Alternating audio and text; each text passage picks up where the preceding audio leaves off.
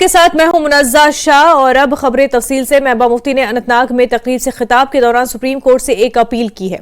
उन्होंने कहा कि 370 पर सिर्फ एक सवाल नहीं है, ये हिंदुस्तान का आइडिया है। जम्मू कश्मीर को हिंदुस्तान का दिल कहते हैं, ये हिंदुस्तान के आइडिया के बारे में है। उन्होंने कहा कि आप हिंदुस्तान के आईन और जमहूरियत के आइडिया को जिंदा रखना चाहते हैं या बीजेपी के एजेंडा को जिंदा रखना चाहते हैं, ये फैसला आपको करना है। उन्होंने कहा कि पुलिस अचानक मुतहरिक हो गई है और कारकुनों की फहरिस्त बनाई जा रही है ताकि फैसले से पहले तमाम सियासी कारकुनान को अंदर रखे।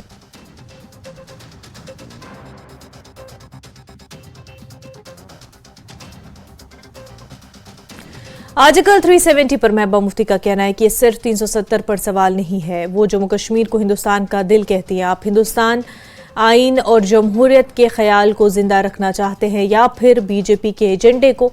महबूबा मुफ्ती ने सवाल उठाते हुए कहा कि फैसला आने से पहले पुलिस मुतहरिक हो गई है। 170 का सवाल नहीं है, ये आइडिया ऑफ इंडिया जिसको कहते हैं हिंदुस्तान का दिल, जम्मू कश्मीर को कहते हैं हिंदुस्तान का दिल, जो सुप्रीम कोर्ट को फैसला करना होगा वो जम्मू कश्मीर का नहीं है। वो सवाल है जो हिंदुस्तान आइडिया ऑफ इंडिया है, आप उसको जिंदा रखना चाहते हो? आप हिंदुस्तान के आईन को जिंदा रखना चाहते हो? आप हिंदुस्तान की जमहूरियत को जिंदा रखना चाहते हो या आप बीजेपी के एजेंडे को जिंदा रखना चाहते हो? इश्तिमान फैसला करो। मगर जो मैं देख रही हूं कल रात से, जिस तरह पुलिस एक्टिव हो गई है, वर्करों के लिस्ट बनाए जा रहे हैं कि फैसला होने से पहले लोगों को अंदर रखा जाए, बंद किया जाए, उससे शक होता है कि कहीं ये फिक्स मैच तो नहीं हो रहा है, मैच फिक्सिंग तो नहीं हुई है कहीं। हाँ, मैच फिक्सिंग मा गमज तमे पुलिस अलर्ट नाम हेमान कत कुस वर्कर छु, 2 दोहन में पे बंद थवन, 3 दोहन में बंद थवन, चाहे एनसी चाहे पीडीपी चाहे Congress.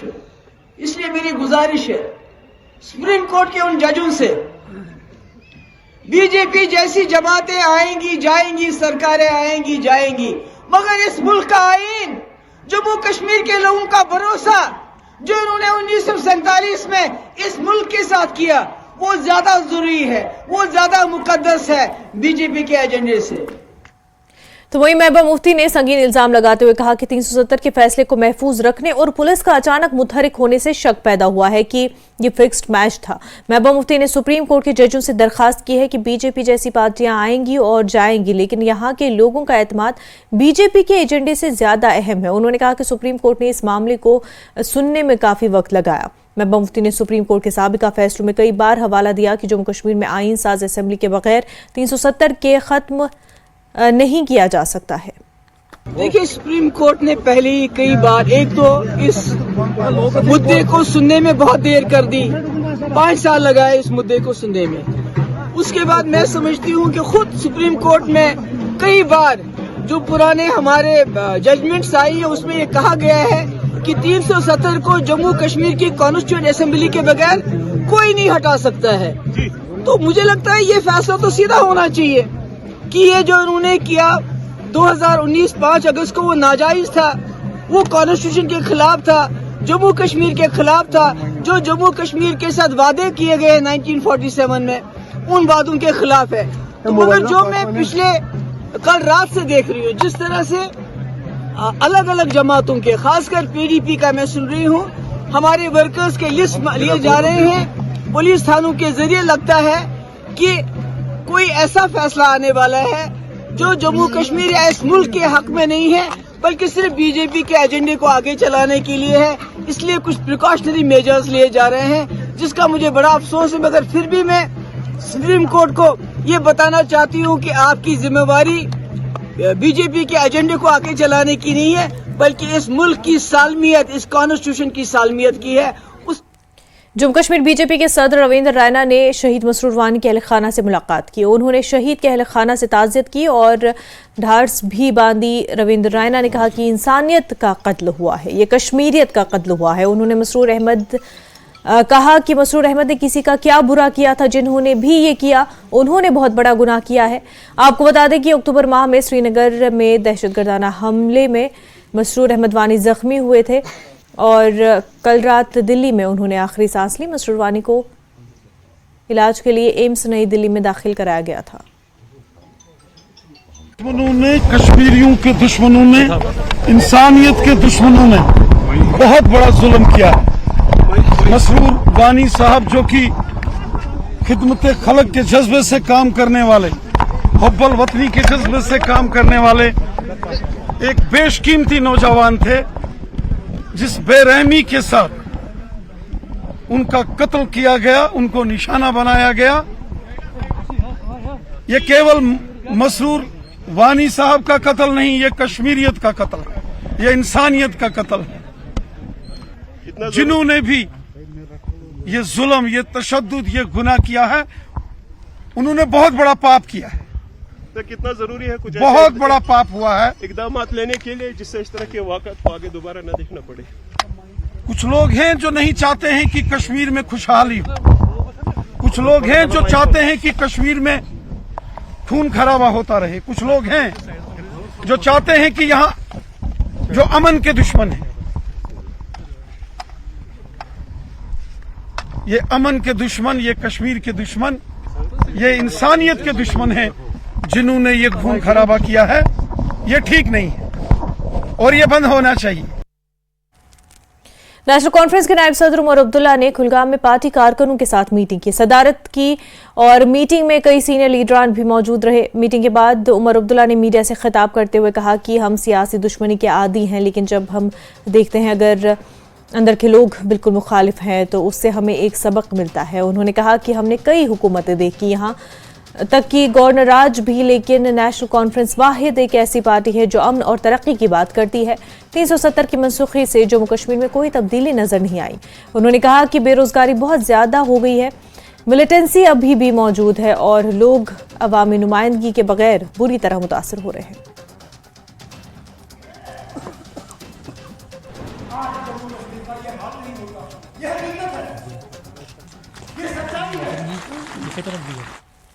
Nearing its end, and one person who has stood by the Supreme Court, and from day one when he came out from detention, he said that the National Conference will take a legal route and that should be the way forward. I have with me Mr. Umar Abdullah, who has been advocating a legal route. Umar, your party has had a long history regarding 370, your grandfather, and then he becoming the president, and now a lot of things were on your shoulders with the first party to go to the Supreme Court. How do you see this coming to an end today? Well, we'll wait and see. I don't think there is anybody who can say with any degree of certainty what the judgment will say. The only people who know are the 5 honourable judges whose verdict we await on Monday. We'll wait and see. We are hopeful. It is with a lot of hope that we knocked on the doors of the Supreme Court, as any petitioner does. From the first day we have said that this is a peaceful sort of fight. We will use political, legal and constitutional means, and that's what we've done. That will continue. We've also seen that a lot of hopes are from the Supreme Court in regard to people of Jammu and Kashmir, because we didn't see people coming out on streets and protesting against it. You from the day one said asked people to stay indoor and hold their bars behind, and then look at the Supreme Court as the final verdict will come from there. As you said that we don't know what will be the decision of the Supreme Court, but as a party, what do you think should be the further course after the Supreme Court? How can you ask me to lay out a further course when we don't know what the Supreme Court is going to say? Let the verdict come, then we will look at the verdict and then we'll decide if a further course of action is necessary, and if it is, what that should be. As I said earlier, there is nobody who can with any degree of certainty tell you right now what the verdict is going to be. We'll wait and see. As far as adopting peaceful means or not coming out on the streets, that was not something Kashmiris did because I asked them to do it. In fact, I was locked up long before any of us could make an appeal. That was something Kashmiris did of their own accord, and rightly so. Whether it is with regard to 370 or whether it is with regard to the genuine anger that we feel with regard to what is happening in Gaza, the people of Kashmir have very rightly allowed their heads to rule their hearts. They have not given the government and its forces an excuse to come down on them with a heavy hand. They have not given an excuse for the government to clamp down on them. And I'm sure, regardless of what the verdict will be, you will see that the people of Jammu and Kashmir will show the same degree of sense and resilience. Last question is that BJP has been counting development. When we saw the arguments in the court, even the development was counting there. But you have been rightly saying that there have been incidents in the past, or right now Rajouri Poonch belt has gotten activated once again. Do you see that that's a right argument to put forward before the court? Look, development was never a victim of 370. Jammu and Kashmir has been a victim of its geography. Jammu and Kashmir has been a victim of the circumstances that prevailed after the onset of militancy in the late 80s. Now, militancy was also not a product of 370, because 370 has been in existence ever since Jammu and Kashmir became a part of the Union. Militancy came about in the late 80s, and the BJP itself has always blamed Pakistan for militancy. So to blame 370 for the situation in Jammu and Kashmir is wrong. Now, as far as development is concerned, since development was never a victim of 370, clearly the promise of greater development as a result of 5th August has also been proven to be false, whether in Jammu and Kashmir or in Ladakh. The fact is that people are deeply unhappy by what they have seen after 5th August, and the evidence of that is the inability of the government of India to conduct any meaningful elections in Jammu and Kashmir. Do you suspect that there could be some restrictions on your movement on Monday, because your program in Bijbehara was cancelled by the district magistrate? We were supposed to go to North Kashmir on Monday. That program has been cancelled. Today's program was also almost cancelled late last night. What this government will do, I don't know. Needless to say, whatever they do, it won't be for the first time. So, as they say, been there, done that, bought the t-shirt. Thank you so much. So, as you heard Umar Abdullah saying that hopes are high from the Supreme Court, and there's something where they have been pinning their hopes from. With Bashir Lone, Ishan Bani, for CNN News 18.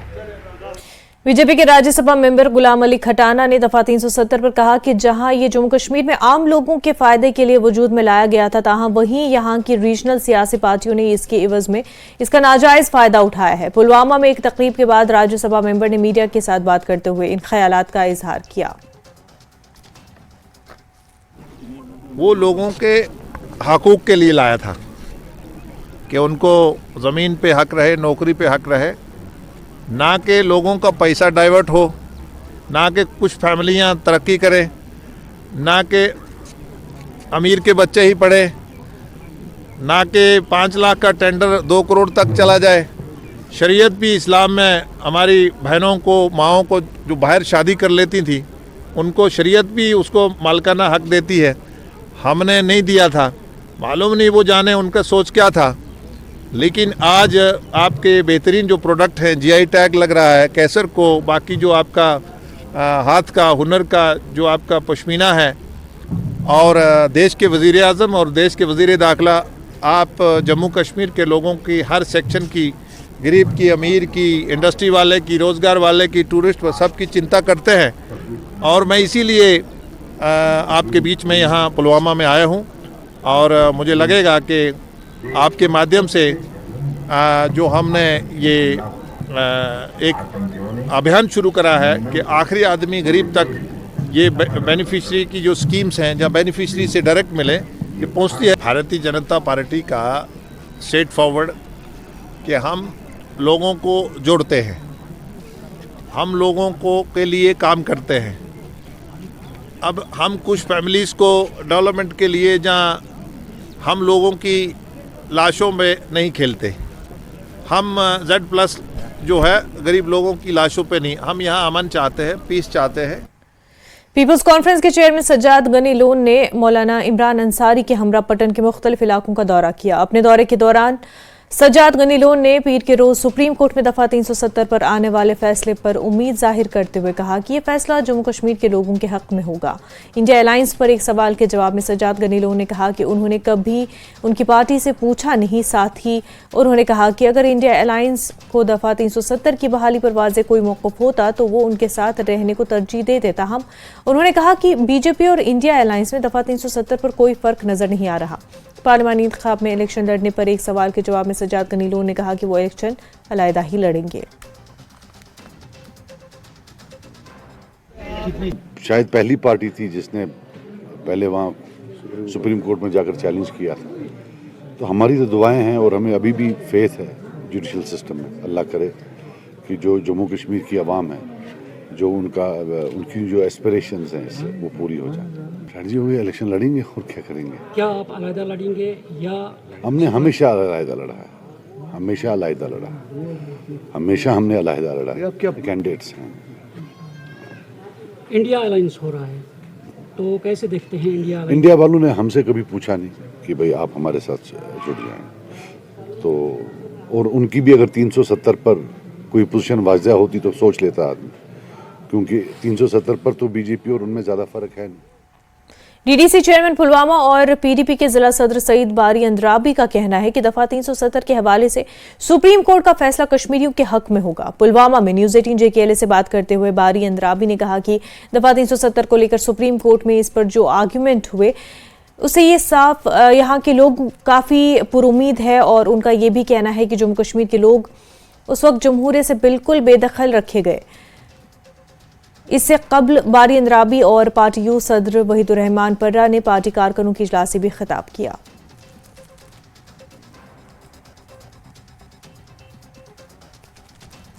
तौर और technically ये बड़ा एक complex एक issue है। हालांकि इससे पहले वर्डिक्ट आना तो अभी बाकी है, लेकिन वर्डिक्ट आने से पहले आप लोगों ने भी ये सुने होंगे जो आर्गूमेंट्स हुए उस प्रोसीडिंग के दौरान, तो कश्मीरियों के हौसले और जो उम्मीद है बहुत बढ़ गई। और वो उम्मीद अब भी कायम है कि जो भी कश्मीरी और कश्मीर के लोगों के साथ इसको हिस्टोरिकल बैकग्राउंड के हिसाब से जो इंसाफ का तकाजा होगा और कश्मीरी को उम्मीद है कि वो मिल जाए। इस वक्त कश्मीर में प्रॉब्लम देखी जाए वो यही है कि जमहूरियत ख़त्म की गई है। तो हर कोई यही चाहता है कि जमहूरियत और जमहूरी निज़ाम जो है इसको बहाल किया जाए, और ये कानूनी हक भी है और हर इंसान यही चाहता है। खबरों का सिलसिला आगे भी जारी रहेगा, लेकिन उससे पहले एक छोटा सा ब्रेक।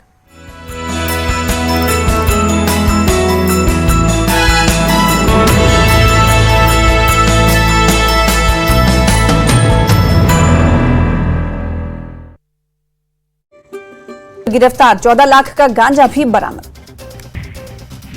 विधानसभा में 2 सीटें आरक्षित करने की केंद्र के फैसले का जम्मू और अन्य हिस्सों में रहने वाले कश्मीरी प्रवासी पंडितों ने किया स्वागत। कश्मीरी समाज को राजनीतिक रूप से सशक्त बनाने की कही बात। आतंकी से जुड़े मामले में बांडीपुरा पुलिस ने की बड़ी कार्रवाई। UAPA के तहत कार्रवाई। एस्टेंगो में तकरीबन 14 मरला आवासीय भूमि को किया गया अटैच। आतंकी गतिविधि से जुड़े मामले में बांडीपुरा पुलिस की बड़ी कार्रवाई। लश्कर तैयबा से जुड़े इरफान अहमद भट्ट की 14 मरला भूमि अटैच। UAPA के तहत की गई कार्रवाई। जम्मू कश्मीर में आतंकवाद के खिलाफ राष्ट्रीय जांच एजेंसी का अभियान जारी। आज भी चरसू, अवंतीपुरा और कुलगाम में जिले में की गई संपत्तियां कुर्क। आतंकवाद से संबंधित मामलों में कार्रवाई जारी। अमित शाह के जवाहरलाल नेहरू के बयान पर डॉक्टर फारूक अब्दुल्ला ने दी प्रतिक्रिया। कहा नेहरू ने उनके पिता को जेल में डाल दिया, लेकिन फिर भी उनका सम्मान करते हैं। बीजेपी नेहरू के से नफरत करती है। शाह के जवाब में सरदार पटेल की चिट्ठी भी मौजूद। राजौरी में सुरक्षा बलों ने सर्च ऑपरेशन के दौरान बरामद किया विस्फोटक और अन्य सामान। आतंकवादियों के 2 मददगार भी गिरफ्तार।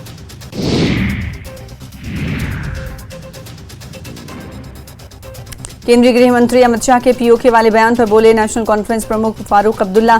कहा पहले चुनाव हो। अमित शाह ने कहा था कि वो तारीख बताएंगे, लेकिन कल ऐसा कुछ नहीं हुआ। कुपवाड़ा में बाल कल्याण समिति ने पुलिस की मदद से 6 बाल मजदूरों को किया रेस्क्यू। हंदवाड़ा बाजार में चलाया बाल मजदूरी के खिलाफ अभियान। शिमला में सरकार के 1 साल पूरा होने पर आयोजित होने वाले कार्यक्रम को लेकर कांग्रेस की अहम बैठक जारी। कार्यक्रम को सफल बनाने के लिए पदाधिकारियों को दी जा रही है जिम्मेदारियां। हिमाचल बीजेपी अध्यक्ष डॉक्टर राजीव बिंदल का कांग्रेस पर हमला। कहा, कांग्रेस की आपसी फूट से जनता का हो रहा है नुकसान। कांग्रेस ने 1 साल में प्रदेश को कर दिया पीछे। 11 दिसंबर को भाजपा मनाएगी आक्रोश दिवस। देहरा में नशे में धुत शिक्षक की वीडियो वायरल। न्यूज 18 की खबर का असर दिखा, शिक्षक को किया गया निलंबित। सरकार के कार्यकाल के 1 साल पूरा होने पर सुक्खू सरकार जारी करेगी बुकलेट में सरकार के कार्यों और राजस्व बढ़ाने के लिए उठाए गए कदम की दी जाएगी जानकारी। कैथू पुलिस लाइन में जवानों से उलझे एएसआई रैंक के अधिकारी। कुक के पांव में आया फ्रैक्चर। डीएसपी स्तर के अधिकारी को सौंपा गया था जांच का जिम्मा। घायल कुक को उपचार के लिए आईजीएमसी के आपातकालीन विभाग ले जाया गया। आईजीएमसी के सीएमओ डॉक्टर महेश ने बताया कि घायल कुक को लगाया गया है प्लास्टर। शिमला में शिक्षा मंत्री से मिला एसएमसी शिक्षक संघ का प्रतिनिधि मंडल। 12 साल की सेवाएं पूरी कर चुके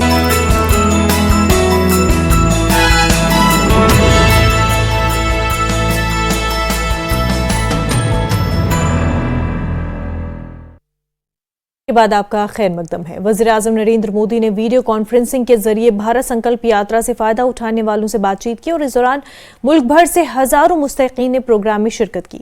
इसके अलावा मुल्क भर से 2000 से ज्यादा VBSYVs, हजारों कृषि विज्ञान केंद्र और कॉमन सर्विस सेंटर्स को भी जोड़ा जाएगा और इस प्रोग्राम में मरकजी वज़रा, अरकान पार्लियामेंट, MLAs और मकामी सतह के नुमाइंदों ने भी शिरकत की। और इस दौरान पीएम मोदी ने कहा, मुल्क की तमाम ख़वातीन एक ही ज़ात से ताल्लुक़ रखती है, लेकिन कुछ लोग उन्हें तकसीम करने की कोशिश कर रहे हैं। पीएम मोदी ने विकास भारत संकल्प यात्रा में लोगों से बराह रास्त बातचीत की। पीएम ने बातचीत करते हुए ये 5 बड़ी बातें कही।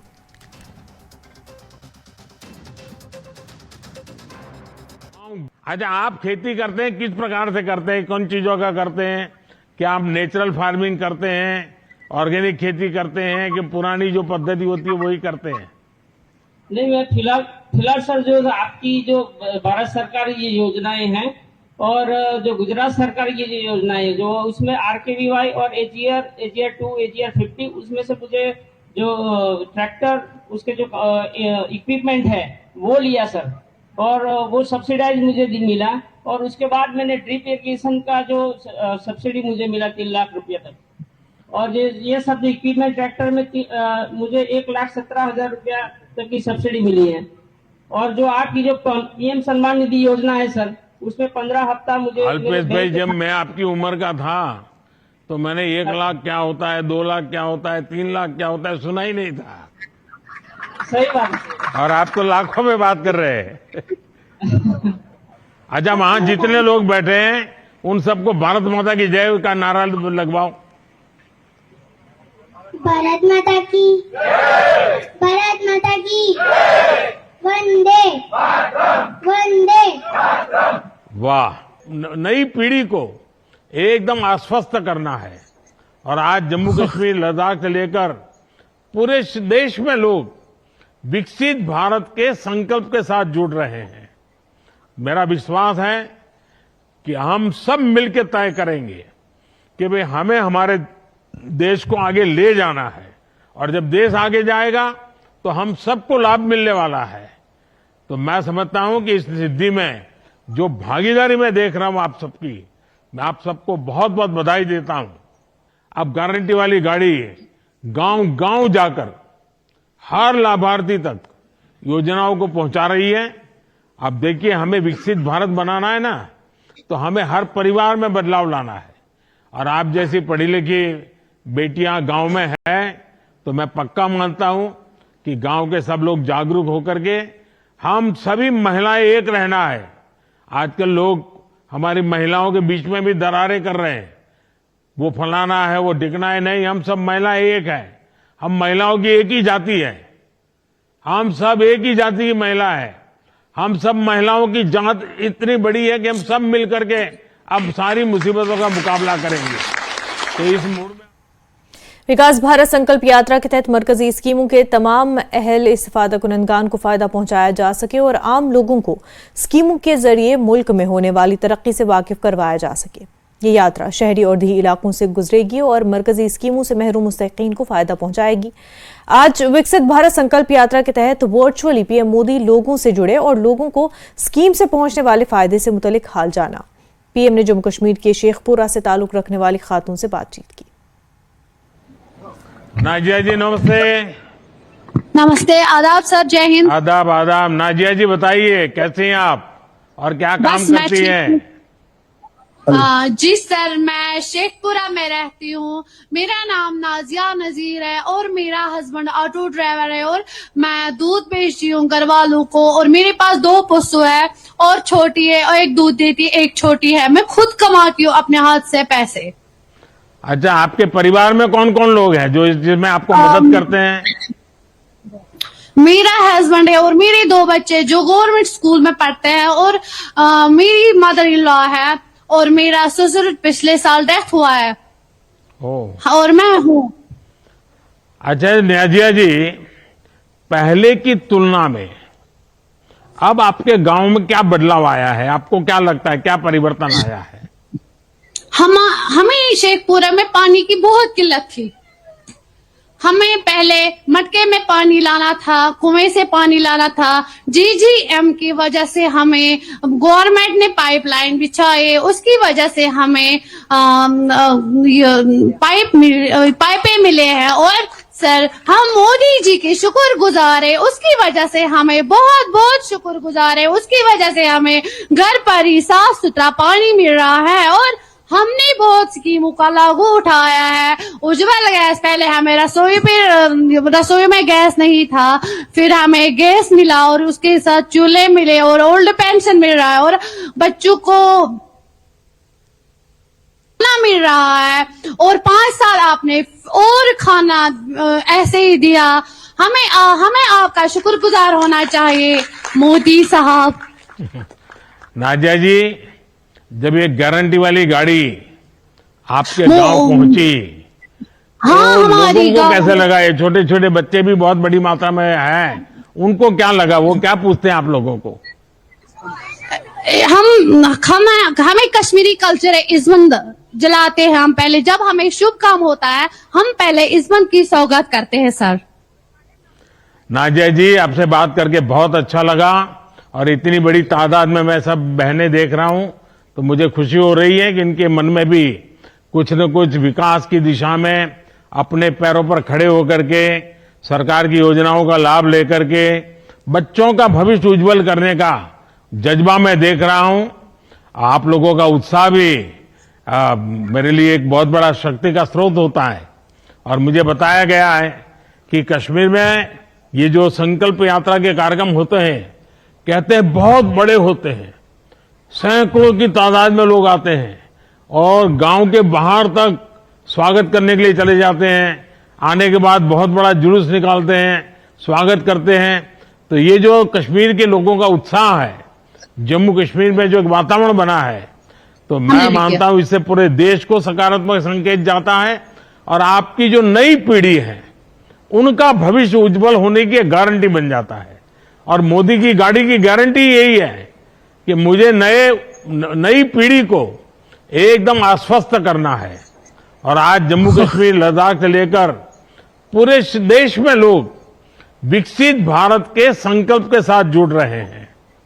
मेरा विश्वास है कि हम सब मिलकर तय करेंगे कि भाई हमें हमारे देश को आगे ले जाना है और जब देश आगे जाएगा तो हम सबको लाभ मिलने वाला है। तो मैं समझता हूं कि इस सिद्धि में जो भागीदारी मैं देख रहा हूं आप सबकी, मैं आप सबको बहुत बहुत बधाई देता हूं। पीडीपी सदर महबूबा मुफ्ती ने शहीद मसरूर वानी के अहल खाना से मुलाकात की। उन्होंने शहीद के अहल खाना से हमदर्दी का इजहार करते हुए इस वाक़े को अफसोसनाक करार दिया। महबूबा ने शहीद मसरूर के लिए दुआए मग़फ़िरत की और अहल खाना के साथ ढार्स भी बांधी।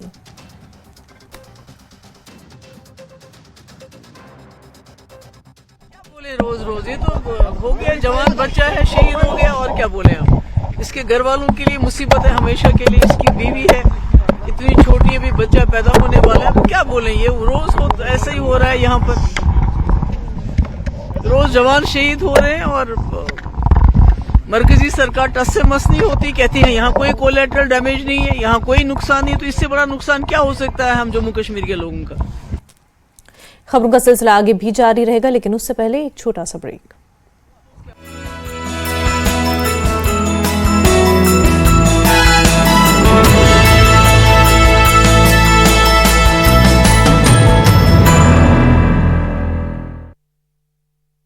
गोल्डी मीट मदद करने की उठाई मांग, कांग्रेस के घोषणा पत्र में वादे की भी दिलाई याद। नियमित करने की मांग पर शिक्षा मंत्री रोहित ठाकुर ने शिक्षकों को दिया आश्वासन, कहा मामले के लिए बनाई गई है कमेटी, जल्द ही शिक्षकों के लिए बनाई जाएगी राहत योजना। नालागढ़ के कुनिहार में बीडीओ ऑफिस में बनाए जाएंगे आयुष्मान कार्ड, मुख्य चिकित्सा अधिकारी डॉक्टर राजन उप्पल ने जानकारी दी। डॉक्टर राजन उप्पल ने बताया कि आयुष्मान कार्ड बनाने के लिए स्वास्थ्य विभाग की मुहिम लगातार जारी है, जिनकी भी हिम केयर कार्ड में रजिस्ट्रेशन हुई है उन्हीं के कार्ड बनाए जा रहे हैं। सोलन में लगातार अतिक्रमण की समस्या बढ़ती जा रही है। अब जिला प्रशासन ने अतिक्रमणकारियों पर नकेल कसने की तैयारी कर ली है। अतिक्रमण मुक्त सोलन बनाने के लिए नगर निगम को जारी किए गए हैं निर्देश। एसडीएम सोलन के साथ शहर में भेजी गई टीम, जो अतिक्रमणकारियों पर शिकंजा कसने का करेगी काम। अतिक्रमण की समस्या से जल्द मिल सकता है निजात। शाहजहांपुर में एसओजी और पुलिस को मिली बड़ी कामयाबी, 2 करोड़ 70 लाख की अफीम बरामद, पुलिस की गिरफ्त में 2 शातिर तस्कर। उत्तर प्रदेश के सीतापुर में पैथ लैब में लगी आग, कड़ी मशक्कत के बाद आग पर पाया गया काबू, शॉर्ट सर्किट से आग लगने की आशंका, शहर कोतवाली इलाके का मामला। हमीरपुर में सीवर टैंक में डूबने से 2 की मौत, परिजनों में मचा कोहराम, जांच में जुटी पुलिस। विश्व स्तरीय स्वास्थ्य सेवाओं और सही देखभाल के लिए आज ही आएं एसपीएस हॉस्पिटल लुधियाना।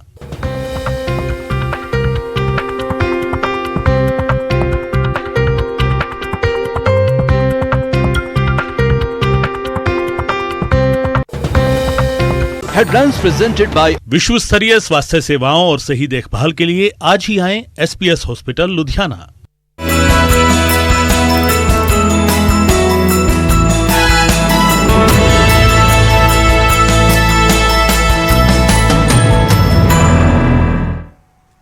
ब्रेक के बाद आपका खैर मकदम है। विकसित भारत संकल्प यात्रा, जो कि हुकूमत की कामयाबियों और फलाही स्कीमों को फरोग देने के लिए मुल्कीर मुहिम है, ये यात्रा आज उधमपुर जिले के टिकरी पहुंची।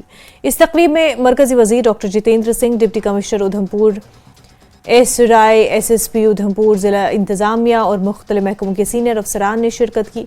वज़ीर-ए-आज़म नरेंद्र मोदी ने आज वीडियो कॉन्फ्रेंसिंग के जरिए विकसित भारत संकल्प यात्रा के इस्तिफादा कुनंदगान से बातचीत की, जिसका बराह रास्त टेलीकास्ट किया गया और जिला उधमपुर के टिकरी इलाके में इज्तिमाई तौर पर देखा और सुना गया। एक पुख्ता हमारा संकल्प विकसित भारत अहद का इंतजाम किया गया, जिसने शुरका को अपनी बिरादरियों की मजमूई तरक्की में हिस्सा डालने की इज्तिमाई अज़्म में मुत्तहिद किया। और इस मौके पर खिताब करते हुए मरकजी वज़ीर डॉक्टर जितेंद्र सिंह ने कहा कि हुकूमत समाज के तमाम तबक़ात की तरक्की के लिए पुरअज़्म है। उन्होंने मजीद कहा कि विकसित भारत संकल्प यात्रा वज़ीर-ए-आज़म नरेंद्र मोदी का विजन है। उन्होंने प्रधानमंत्री आवास योजना, प्रधानमंत्री जन धन योजना और प्रधानमंत्री किसान सम्मान निधि योजना समेत लोगों की फलाह और बहबूद के लिए हुकूमत की तरफ से शुरू की गई मुख्तलिफ स्कीमों और इक़दाम पर रोशनी डाली। पंचायत में पहुंची है और अभी हमने मोदी जी का संबोधन भी सुनने को मिला। मैं तो ये कहूँगा कि अद्भुत कल्पना, और ये कल्पना केवल मोदी जी की ही सोच और उनके विजन का नतीजा हो सकती थी। आमतौर पर आपने देखा है, हमने देखा, ज़रूरतमंद सरकारी दफ्तरों के चक्कर लगाते हैं, एक दिन, दूसरे दिन, तीसरे दिन थक जाते हैं, फिर छोड़ भी देते हैं। यहाँ हर व्यक्ति की, हर नागरिक की ज़रूरत पूरी करने के लिए मोदी जी घर घर पहुँच रहे हैं, अपने प्रतिनिधियों को पहुँचा रहे हैं, अपनी व्यवस्था को पहुँचा रहे हैं। यानी मैं तो कहूँगा मोदी सरकार आपके द्वार, और मोदी सरकार की तमाम जनहित की योजनाएं घर घर पहुँच करके ये दरियाफ्त कर रही है, ये जानकारी प्राप्त कर रही है कि क्या आपको लाभ मिला कि नहीं मिला। आपको प्रधानमंत्री आवास योजना के तहत मकान मिलना था, पक्का मिला कि नहीं मिला। मुझे नहीं लगता दुनिया में किसी भी देश में, किसी भी व्यवस्था में इस प्रकार की रचना होगी जिस प्रकार से मोदी जी ने दी है। और ये अब हमारा दायित्व है, चाहे हम जनप्रतिनिधि हैं, चाहे हम सरकार के प्रतिनिधि हैं, चाहे हम आम नागरिक हैं, कि हम इसका भरपूर लाभ ले। सारी व्यवस्था मोदी जी ने करके दी है, घर घर हो ये स्कीम्स पहुंचाई है। हमने केवल उनको सुचारू रूप से हर नागरिक तक पहुंचे वो सुनिश्चित कर। टाउन हॉल शोपियां में बीजेपी बूथ सम्मेलन का इनेकाद किया गया। सम्मेलन में सेक्टर इंचार्ज ने शिरकत की और इस मौके पर जिला सदर शोपियां मोहम्मद यूसुफ भट्ट, जिला प्रभारी शाहनवाज अली रायना और दीगर कायदीन मौजूद रहे। जारी पेशरफ्त और इंतखाबात के हवाले से भी कई नुकात पर रोशनी डाली गई और इस मौके पर जिला सदर मोहम्मद यूसुफ ने कहा कि यहाँ शोपियां में बहुत से लोग पार्टी में शामिल हो रहे हैं। आज का प्रोग्राम बूथ सम्मेलन के बारे में था, जिसमें सेक्टर इंचार्ज से मुख्तलिफ बातों पर तबादला ख्याल किया गया और उन्हें आइंदा इंतखाबात समेत दीगर मामलात के लिए तैयार रहने की हिदायत दी गई। ये जो सेक्टर इंचार्जों की पिछले 15 तारीख को हमने मीटिंग ली है सेक्टर इंचार्जों से, यही है जो सेक्टर इंचार्ज हम बूथों पे बनाए हैं, इनका ही यही एग्जाम है कि आपने क्या किया अपने सेक्टरों में, कौन सी काम कौन सी डेवलपमेंट किया आप बूथों पे। यही है सेक्टर इंचार्ज का मीटिंग, ये हर पूरे इंडिया में चल रहा, तो वही हम कर रहे हैं। इसीलिए हमने आज दोबारा बुलाया मीटिंग सेक्टर इंचार्जों के लिए, तो इनसे हमें बात की कहाँ कहाँ होगी कंप्लीट, किसी जगह कोई इनकम्प्लीट है वो कंप्लीट करना है, आज इन्होंने कंप्लीट करके लाया। यही है मेन मीटिंग भाजपा की। इसमें कौन सी शक है, अपनी पार्टी तो अपनी ही है, वो है ही हमारे साथी, वो कहाँ जाएगी, इसमें कोई शक नहीं है कि बेसिकली वो हमारे साथी चल रहे हैं। उसके वजीर आज़म एक ही है हिंदुस्तान में, तो ये तो आपको पता ही नरेंद्र मोदी साहब है, उनके वजह से वो सारे हमारे पीछे आ रहे हैं। तो इसलिए हम अपील करते हैं लोगों के, अब सीधा बीजेपी। कश्मीरी पंडित सभा जम्मू के सदर के खोसा ने मीडिया को ब्रीफिंग देते हुए कहा कि नरेंद्र मोदी के इक़्तिदार में आने के बाद से कश्मीरी पंडित बिरादरी की जल्द वापसी और इज्जत वक़ार के साथ बहाली की उम्मीदें बहुत ज़्यादा बढ़ गई हैं। उन्होंने कहा कि ऐसी सूरत हाल में जहां पंडितों की गैर मनक़ूला जायदादें और या तो बदहाली की शिकार या फिर लैंड माफिया के ज़बरदस्ती कब्जे की वजह से तब्दील हो चुकी हैं, उन्होंने कहा कि एक काबिल रिहाइश बस्ती फराहम करने की कोशिश एक काबिल सताइश काम है। साथ उन्होंने कहा कि इस काम को जल्द किया जाना चाहिए। उन्होंने कहा कि सरकार को कश्मीरी पंडितों की वापसी और बाज़ाबात कारी की सहूलत फराहम करने की ज़रूरत है। उन्होंने खिताब करते हुए जम्मू कश्मीर की असेंबली में 2 नशिस्तों की नामजदगी पर मरकजी हुकूमत हिंद का शुक्रिया अदा किया। Rehabilitation back in the land of our ancestors, उसके बारे में जो पॉलिसी अभी तक नहीं बनी है, तो हम गवर्नमेंट ऑफ इंडिया और यूटी गवर्नमेंट से दोनों से गुहार लगाते हैं कि जल्द अज जल्द उस पॉलिसी को बनाया जाए और हमारी रिटर्न जो है उसको इंश्योर किया जाए, क्योंकि जितना ज़्यादा डिले होगा उतना हमारे कल्चर को ज़क पहुंचती है, उतना हमारा कल्चर जो है वो पिछड़ जाता है। तो हम ये नहीं चाहते कि इतनी माइनस्क्यूल माइनॉरिटी का जो एक डिस्टिंक्ट कल्चर है उसका ख़ात्मा हो जाए।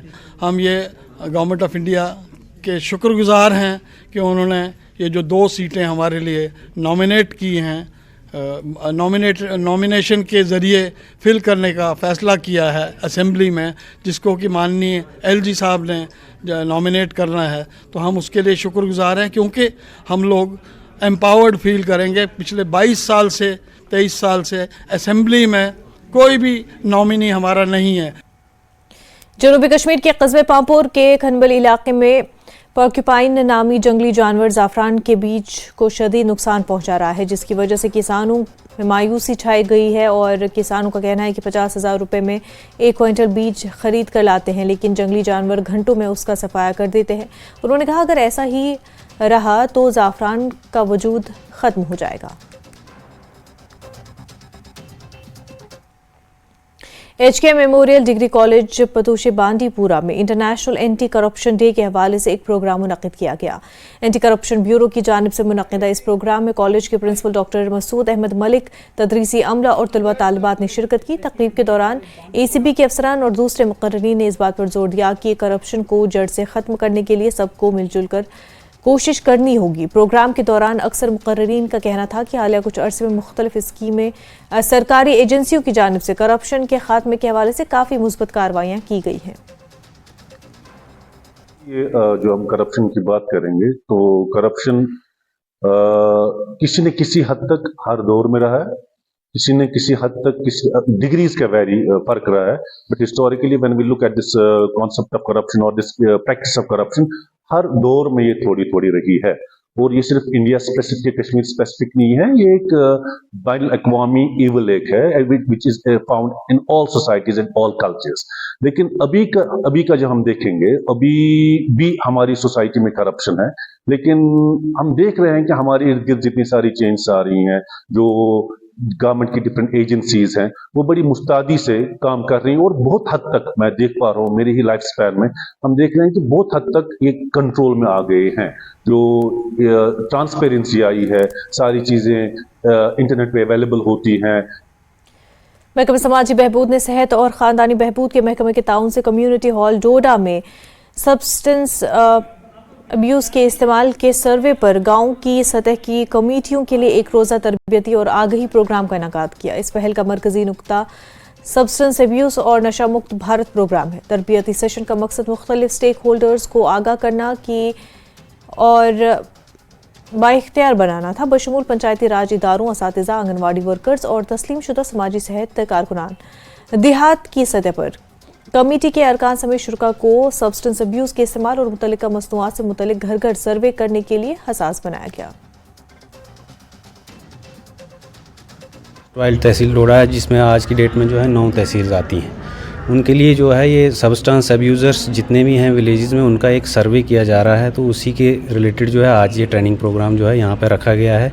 जो हमारे फ्रंटलाइन वर्कर्स हैं, जैसे ये टीचर्स हो गए, आंगनवाड़ी वर्कर्स हो गई, आशा वर्कर्स हो गई, नंबरदार्स हो गए या पुलिस के अधिकारी हो गए, इन सब को जो है आज की जो है एक कैपेसिटी बिल्डिंग जो है इनका किया जाएगा। फिर इसके बाद जो है इन्होंने विलेजेस में जाना और वहाँ से जो है एक सर्वे जो है इनको फार्मेट की शेप में जो है एक फार्मेट दिया गया है, जिसके बेस पे जो है ये सर्वे करेंगे और उसके बिना पे जो है हमारे पास जो है एक डाटाबेस जो है बन जाएगा ड्रग अब्यूज़र्स के रिलेटेड या जो भी सब्सटेंस अब्यूज़र्स हैं उनके रिलेटेड। फाइनल राउंड इस ट्रेनिंग का है। इससे पहले हमने 4 ट्रेनिंग कराई हैं। तो इस ट्रेनिंग में जो है इंटर सेक्टोरल डिपार्टमेंट की ट्रेनिंग, इसमें हेल्थ है, सोशल वेलफेयर है, एजुकेशन है, पुलिस है, ये सारा मिलकर जो है सब्सटेंस अब्यूज़ के जो अब यहाँ पे जो आप देखे जाएंगे कि ड्रग एडिक्ट जितने भी यहाँ नौजवान यूथ हैं 10 से 70 साल तक जितने भी एज ग्रुप के हैं, वो हम एक सर्वे कर रहे हैं। एक सर्वे हो रही है कि हाँ, इससे हमको पता चलेगा कि प्रिवलेंस रेट कितना है पूरे डिस्ट्रिक्ट में। तो वो उसी के रिगार्डिंग यहाँ पे आज पूरे जो आंगनवाड़ी फ्रंट लाइन वर्कर्स हमारे हैं, जो आंगनवाड़ी वर्कर आशाज हैं, टीचर्स हैं, उनको हम ट्रेन कर रहे हैं। ये जो रिपोर्ट जो हम दो मास्टर ट्रेनर जो हैं 4 जो हैं, तो ये रिपोर्ट जो है सोशल वेलफेयर डिपार्टमेंट ये सबमिट करेंगे। उसके बाद फर्दर रिसर्चेज होंगी कि क्या जो फर्दर सबमिट करेंगे और इस पर रिसर्च हो। आज सुबह सर्वे एक ट्रक दरियाए द्रास में 500 फीट गहरी खाई में जा गिरी और हादसे का शिकार हो गई। लद्दाख पुलिस ने सीज इमाम के रजाकारों ने SRF कंस्ट्रक्शन कंपनी लद्दाख ज़िला इंतज़ामिया के साथ मिलकर बचाव ऑपरेशन शुरू किया। रेस्क्यू टीम की मुश्तरका कोशिशों के नतीजे में दरिया से 2 अफराद को रेस्क्यू किया गया और उसके बाद ज़ख्मी अफराद को तिबी इमदाद के लिए BHC&R सेंटर की एम्बुलेंस के जरिए ज़िला अस्पताल करगिल मुंतकिल किया गया। ड्राइवर और कंडक्टर दोनों ज़ेर इलाज है। बसीच इमाम आई के MT करगिल ने SRF कंस्ट्रक्शन कंपनी को उनकी अनमोल लॉजिस्टिक सपोर्ट के लिए तहे दिल से खराज तहसीन पेश किया। जो एक्सीडेंट है इसमें गुड न्यूज़ ये है कि बोथ जो ड्राइवर को पैसेंजर थे both are still critically injured and alive. तो क्योंकि इमीडिएटली जो है वो हमें वहाँ पे गाँव वालों ने इन्फॉर्म कर दिया था, तो इमीडिएटली जो है पुलिस पार्टी वहाँ पे रश हो गई थी, both as well as medical and other teams. तो उनको इवैक्यूएट करके डिस्ट्रिक्ट हॉस्पिटल करगिल पहुँचाया गया है। दो एक्सीडेंट इज़ वेरी मतलब ये डेंजरस बहुत, ताकि आप देखते हैं कि खरबू और काकसर के बीच में काफ़ी ज़्यादा वो बहुत जो हाइट पे है और नैरो गॉर्ज है, तो वहाँ पे एक्सीडेंट होकर बचना इट्स वेरी, चलो ये एक अच्छी बात है, बच गए both the passengers. Still critical, अब इनको फर्दर जो है वो ट्रीटमेंट अभी किया जा रहा है। लेकिन मैं ये कहूँगा कि एक्सीडेंट एक्चुअली ज़्यादातर मुझे जो लगता है कि जब तक ड्राइवर कोई ना कोई गलती ना करे, 99% अगर हम गाड़ी अच्छी तरह चलाएंगे और 1% वो जो गलती जो हम करते हैं। विकसित भारत संकल्प यात्रा के तहत पुलवामा के नेवू ब्लॉक हेडक्वार्टर पर एक तकरीब मुनक्किद हुई। प्रोग्राम में राज्यसभा मेंबर गुलाम अली खटाना मेहमान खसूसी थे। प्रोग्राम में मुख्तलिफ सरकारी महकमों ने खसूसी स्टॉल कायम किए थे, जबकि प्रोग्राम में मकामी लोगों के अलावा DDC मेंबर पुलवामा जावेद रहीम भट्ट और मुख्तलिफ सरकारी महकमों के अफसरान मौजूद थे।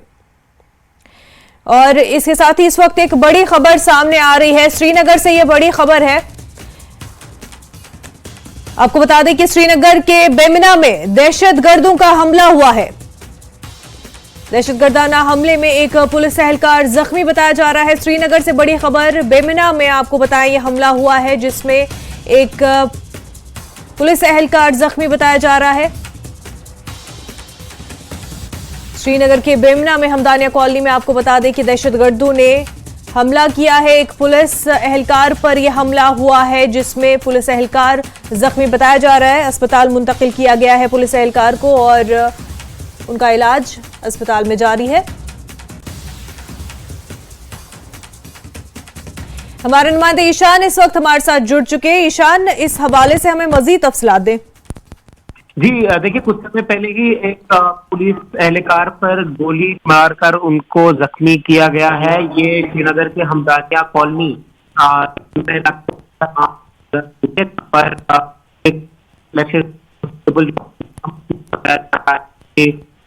रहने वाले कॉलोनी।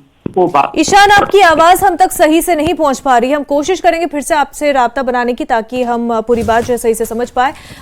फिलहाल नाजरीन को ये बता दें कि ये जो पूरा मामला है बेमिना हमदानिया कॉलोनी का है, जहां पर पुलिस एहलकार पर दहशतगर्दाना हमला हुआ है जिसमें पुलिस एहलकार जख्मी हुए हैं।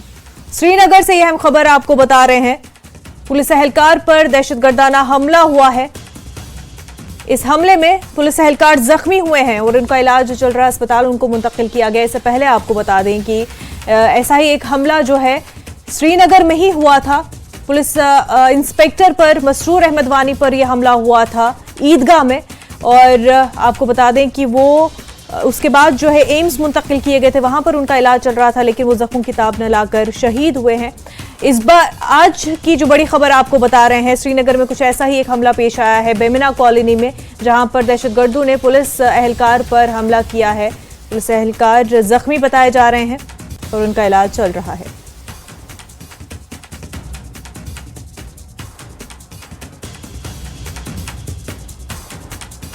तो आपको बताएं कि एक जो लगातार हम देख रहे हैं कि दहशतगर्दों की जो कोशिशें हैं पुलिस एहलकारों को टारगेट करने की, वो हमने पिछले कुछ अरसे में देखा है कि बढ़ गया है। और ऐसे में हमने देखा कि इससे पहले जो हमला हुआ था वो भी श्रीनगर की ईदगाह में हुआ था। श्रीनगर में ईदगाह में क्रिकेट खेलते हुए मसरूर अहमद वानी पर एक ऐसा ही हमला हुआ था जिसमें वो शहीद हो गए। आपको बताएं इस वक्त की बड़ी खबर जो बेमिना से है, बेमिना में पुलिस एहलकार पर हमला हुआ है और वो जख्मी हुए हैं, उनका इलाज इस वक्त चल रहा है। News 18 JKLH editor Tejinder Singh Sodhi हमारे साथ जुड़ चुके हैं। ये बताएं कि ये जो हम देख रहे हैं इस वक्त जो इन्फॉर्मेशन हमारे पास आ रही है कि पुलिस एहलकार इस दहशतगर्दाना हमले में जख्मी हुए हैं, उनका इलाज चल रहा है, लेकिन हमने इससे पहले भी देखा था कि इस तरह से पुलिस एहलकारों को, पुलिस इंस्पेक्टर्स को टारगेट किया जा रहा है। देखिए मुनेजा, ये एक कायराना कार्रवाई है आतंकवादियों की। जब ये पुलिस अधिकारी जो हैं, पुलिस कारकुन जो हैं, वो बिना वर्दी के, बिना प्रोटेक्शन के होते हैं, तब इन पे ये हमला किया जाता है आतंकवादियों द्वारा। जो अभी हमें जानकारी मिली है, ये फिर से आतंकवादियों ने एक पुलिस के एहलकार पे आतंकवादी हमला किया है। ये हमला जो है श्रीनगर के बेमिना इलाके में हुआ है। इस पुलिस एहलकार जो है, इनकी जो शिनाख्त है वो की गई है हाफिज के नाम पे, गुलाम हसन। ये हमदानिया कॉलोनी बेमिना के रहने वाले हैं। इन्हें इनकी राइट आर्म और पेट के राइट हिस्से में गोली लगी है, लेकिन इनकी जो कंडीशन है वो स्टेबल है। इन्हें हॉस्पिटल शिफ्ट कर दिया गया है जहां पर इनका इलाज चल रहा है। पूरे इलाके को सुरक्षा बलों ने मुहासे में ले लिया है और इस वक्त एक मैन हंट जारी है कि इन आतंकवादियों को, जिन्होंने ये कायराना घटना को अंजाम दिया है, उन्हें आइडेंटिफाई किया जाए और उन्हें जल्द से जल्द या तो दबोच लिया जाए या उन्हें मौत के घाट उतार दिया जाए। ये फिर से वही दर्शाता है कि जो पाकिस्तान के पुष्पनाही जो आतंकवादी जम्मू में आतंक का माहौल गर्म रखना चाहते हैं, वो इस बात का कतई लिहाज नहीं करते कि वो कश्मीरियों पे हमला कर रहे हैं। जैसे आपने बिल्कुल सही अभी कहा कि एक इंस्पेक्टर को अक्टूबर के महीने में गोली मार जब वो क्रिकेट खेल रहे थे जी, तो एक दिन पहले की दिल्ली में इलाज के दौरान मौत हो गई। तो ये बिल्कुल चीज दर्शाता है कि आतंकवादी जो है वो कत्लो गारत का सिलसिला जो है जम्मू कश्मीर में वो बरकरार रखते हैं। जी बिल्कुल तेजेंद्र, जैसा आपने कहा कि ये जो एक कत्लो गारत का सिलसिला है ये अब भी जारी है, तो इससे पता चलता है कि किस तरह से जो है टारगेट इनको और उस वक्त में पुलिस एहलकारों को, जो जवान है उनको उस वक्त किया जा रहा है कि जब वो अपने घरों में या फिर वो ड्यूटी पर भी ना होते हैं, ऐसे में इनको टारगेट किया जाता है जब वो वेस्ट भी नहीं पहने हुए होते हैं। तो बहुत ही बुज़दिलाना ये हरकत है और टेरर अटैक जो ये अंजाम दिया जाता है।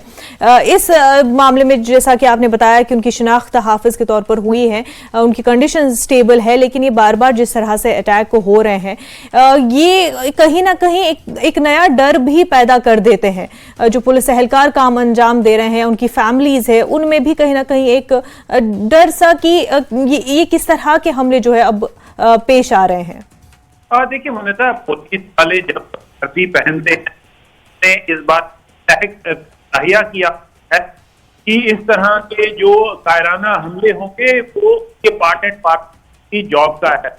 तो इस तरह के जो हमले हैं वो सिर्फ कायर ही कर सकते हैं जो आतंकवादी पीछे से छुप के आके वार करते हैं।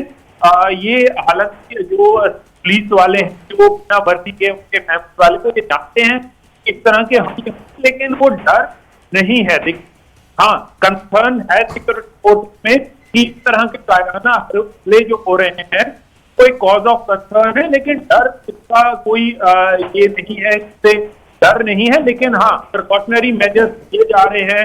हम कई अधिकारियों के साथ टच हैं जिनका ये कहना है कि इन आतंकवादी हमलों को कैसे डील किया जाए उस पर स्ट्रैटेजी जो है वो बनाई जा रही है। बिल्कुल, तो काउंटर स्ट्रैटेजी भी तैयार है। जाहिर सी बात है कि जो हमारे जवान हैं, जो हमारी फोर्सेस है, वो इस तरह की हरकतों से, इस तरह के जो कायराना हमले हैं उनसे निमटने के लिए पूरे अहल है, पूरे तैयार है। और बिल्कुल जो भी इसमें मुलविस है उनको ढूंढा जाएगा और उनके कैफर किरदार तक पहुंचाया जाएगा। बहरहाल तेजेंद्र सिंह सोढ़ी, बेहद शुक्रिया आपका। ये खबर जो आपको श्रीनगर के बेमिना से बता रहे हैं, दहशतगर्दों ने यह हमला किया है। बेमिना की हमदानिया कॉलोनी में अंजाम दिया गया है, जहां पर पुलिस एहलकार को निशाना बनाया गया और इस हमले में वो जख्मी बताए जा रहे हैं। बहरहाल उनकी जो हालत है वो स्टेबल बताई जा रही है। अस्पताल में उनका इलाज चल रहा है। उनकी शनाख्त हाफिज के तौर पर हुई है। उनकी पहचान जो है आपको बता दें, पुलिस इंस्पेक्टर की पहचान हाफिज के तौर पर बता रहे हैं। श्रीनगर से ये खबर आपको बता रहे हैं, जहां पर अब से कुछ देर पहले ही हमदानिया कॉलोनी बेमिना के जो है ये हमला हुआ है और पुलिस एहलकार को दहशतगर्दाना हमले में जख्मी किया गया है। पुलिस एहलकार की शिनाख्त हाफिज गुलाम हसन के तौर पर हुई है।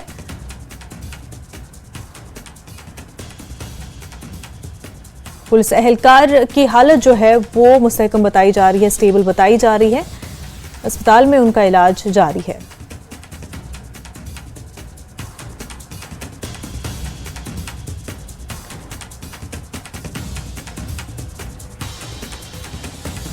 तो आपको बता दें कि श्रीनगर से ये खबर आप तक हम पहुंचा रहे हैं, जहां पर बेमिना में दहशतगर्दों ने एक पुलिस एहलकार पर हमला किया, जिनकी पहचान हाफिज अहमद के तौर पर हुई है।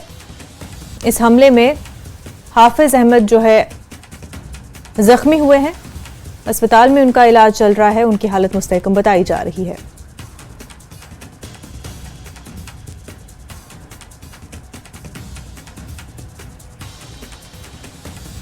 तो आपको बताएं कि इससे पहले भी इसी नौयत का एक हमला जो है अक्टूबर के महीने में श्रीनगर की ईदगाह में पेश आया था और उसमें पुलिस इंस्पेक्टर मसरूर अहमद वानी जो है जख्मी हुए थे, जिसके बाद उनको एम्स अस्पताल मुंतकिल किया गया था इलाज के लिए और एक दिन पहले ही वो शहादत पा गए। अब से कुछ देर पहले श्रीनगर के बेमिना हमदानिया कॉलोनी में दहशतगर्दों ने पुलिस एहलकार हाफिज अहमद पर हमला किया और वो जख्मी हो गए। अस्पताल में उनका इलाज जारी है। उनकी हालत मुस्तहकम बताई जा रही है। पुलिस एहलकार हाफिज अहमद इस वक्त अस्पताल में जेर इलाज है। उनका इलाज इस वक्त अस्पताल में चल रहा है और उनकी हालत जो है मुस्तहकम बताई जा रही है। उनके बाजू में और एब्डोमेन में गोली लगी है और डॉक्टरों का कहना है कि उनकी हालत अभी स्टेबल है।